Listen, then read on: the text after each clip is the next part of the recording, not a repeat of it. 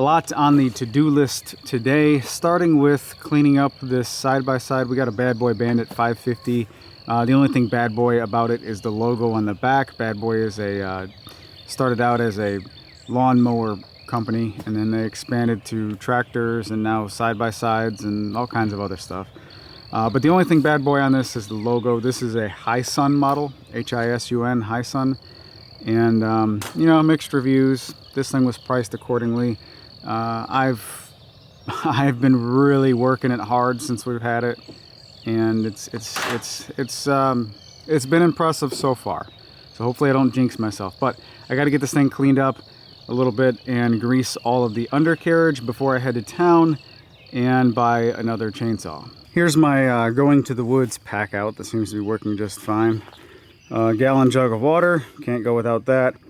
Bucket toilet, that's mainly for the 5-year-old daughter that we have. That saves the workday.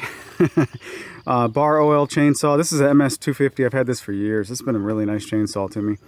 A drill, or an impact and some screws, and a hatchet.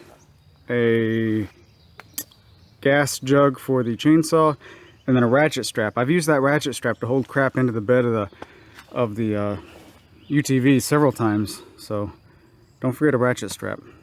Especially when somebody donates a bunch of stuff to you. I mean, so kind of them to donate the feeder and then that climber. So kind. Trying something new today. This is, I picked this up on a recommendation from somebody else. This is a lock and lube grease gun. The coupler for the actual grease fitting is locking with a little trigger release here. So you can lock it on there, not worry about it popping off when you're giving it grease. And then when you're done, you can press the button to remove it instead of being frustratingly yanking on the thing. On top of the handle here is a Zerk fitting, so you can lock the coupler right to this fitting and hopefully prevent grease from going all over the place accidentally. Hopefully, anyway. We'll see how it works out. All right, super annoying to do these like 5-minute first impressions. Oh wow, it really works kind of reviews. But this works. I like that. This little handle here. Now you don't have to buy, oh come on wind, you don't have to buy the whole gun. You can get just the hose for your grease gun, but that right there, that's super handy. I like that.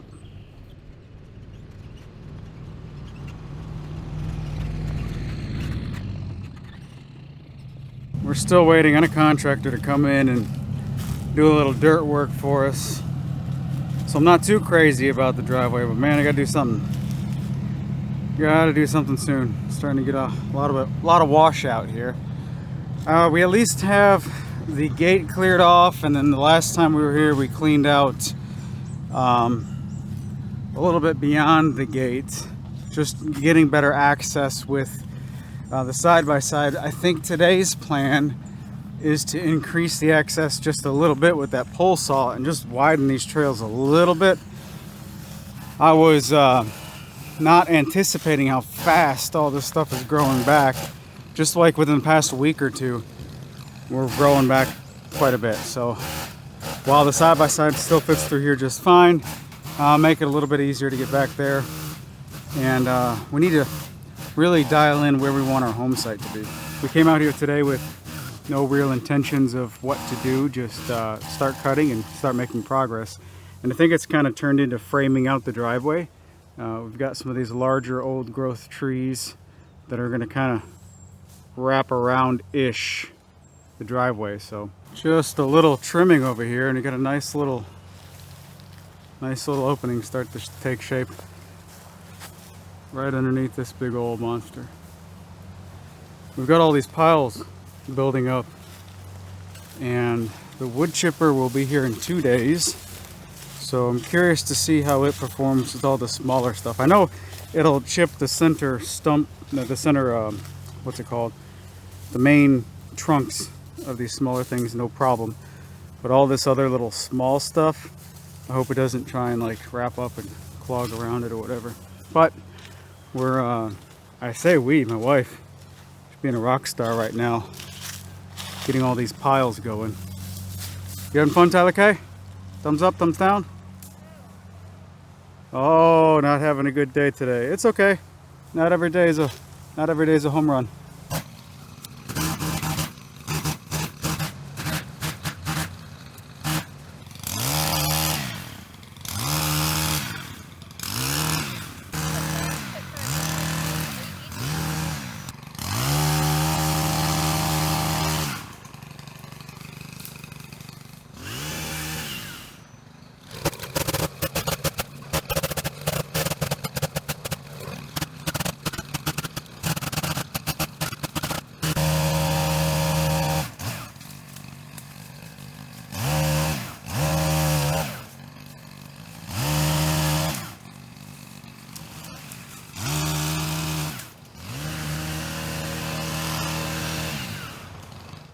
Been waiting for a little while for this. This is a Woodland Mills WG24 stump grinder and a Woodland Mills WC68 wood chipper. And I have been waiting for these. Who's peeking around back there? I saw you peeking.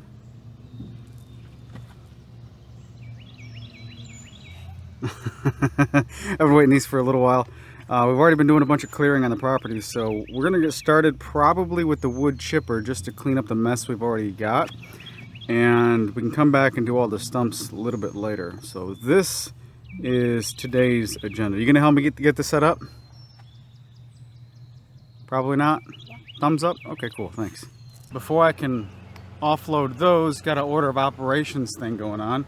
I've got an old disc on the back of the tractor for ballast.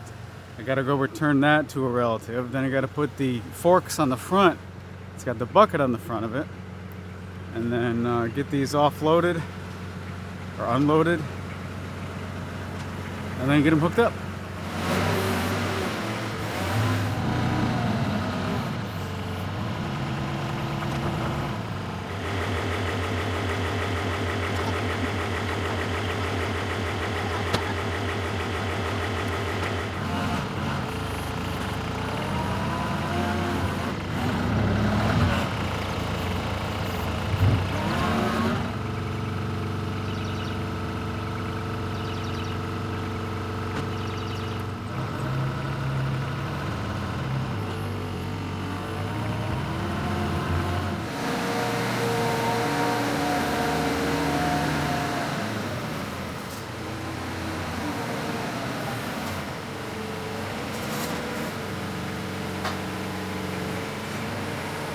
Pretty cool to get a piece of equipment in that is on a nice sturdy metal pallet, right? So it's on its own little metal skid. No worry about crushing the pallet or getting a crappy pallet. That's pretty neat.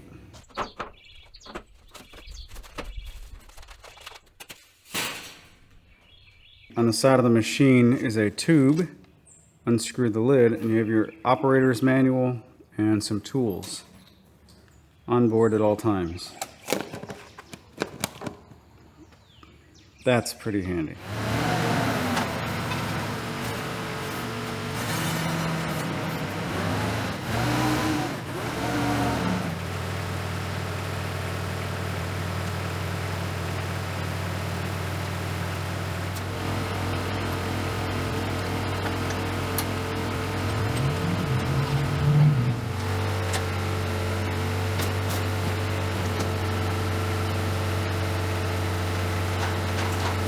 Just took a measurement from the spline on the PTO shaft, the little nub right there, and the spline on the implement side of the PTO shaft, that little nub right there in the middle. I said spline, that little nub. And took that measurement with the PTO all the way up, and that is shorter than the straight distance of this PTO shaft by itself. So this PTO shaft is longer, which means I need to cut it down. I did the equation, did the math. I need to remove 3.2 inches from this side of the shaft, 3.2 from that side of the shaft, 3.2 from this cover, and 3.2 from this cover.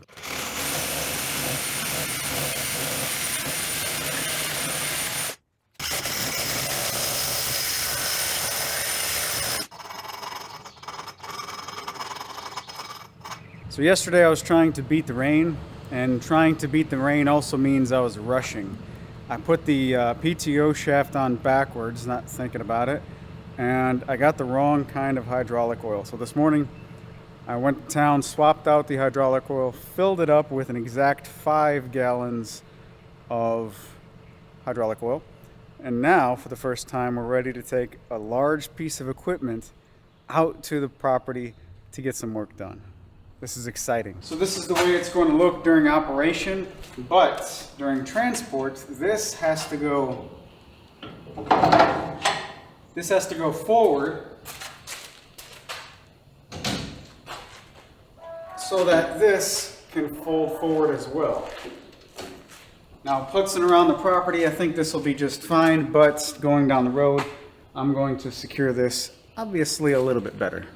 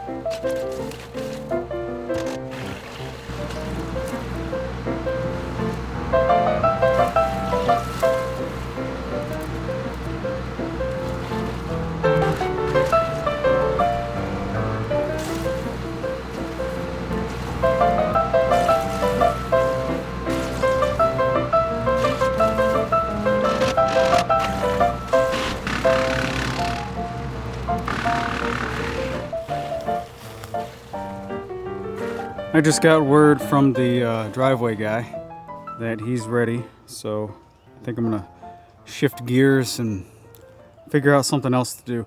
But this wood chipper is pretty darn cool. When I started yesterday on the tractor, I had 9.5 hours and I have 15.7 now. So that means a little bit more than 6 hours of PTO time. So this was, that hour range was nothing but PTO work. So I've got 6 hours with this wood chipper, and it works great. Now, I think a lot of yesterday was figuring out this machine's personality, right? Every new machine has a personality. There's things that it does and doesn't like. For example, when you're feeding a log through, let's just say I'm feeding this log through and there's a branch sticking out like on this angle. So as the roller is trying to roll the log through and pull it through and pull it through, if it hits this stick sticking out, that stick on this wheel of a roller almost acts like a wheel chock. It just stops. So if it's on the top, sometimes it'll want to twist sideways and then finish pulling it through. Other times it just sits there and spins. So at that point, you just got to kind of figure out what logs do what. And you can reverse the feed of the in-feed roller and then reset it really quickly. So this red bar right here, if you pull it all the way back to you, all the way back to the operator, you're in the, there it goes, you're in the forward advancement of the roller. So if crap hits the fans, you're having some type of an emergency and you need to stop the roller, all you have to do is whack into this in the forward direction and it goes into neutral and then reverse. So now it's reversing the feed and pushing the material back out of the chipper. So that's pretty cool. That linkage, or that red bar, has a linkage down here at the bottom that adjusts this lever. So this lever position changes the in-feed or out-feed of that roller.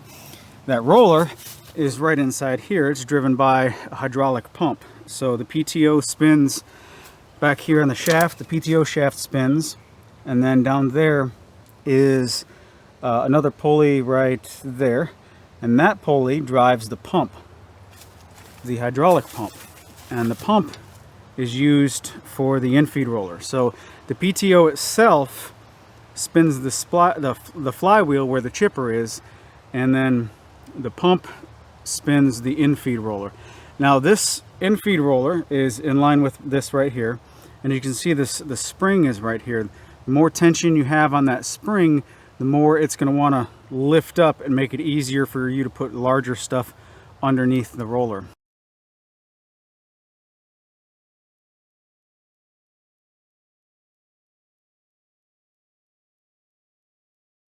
I haven't really adjusted this at all.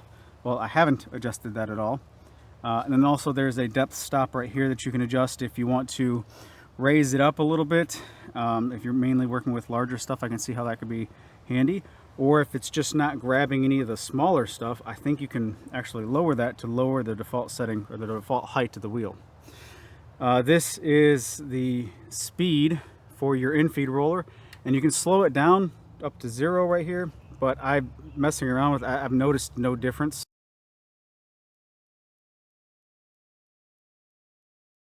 So I just left it wide open.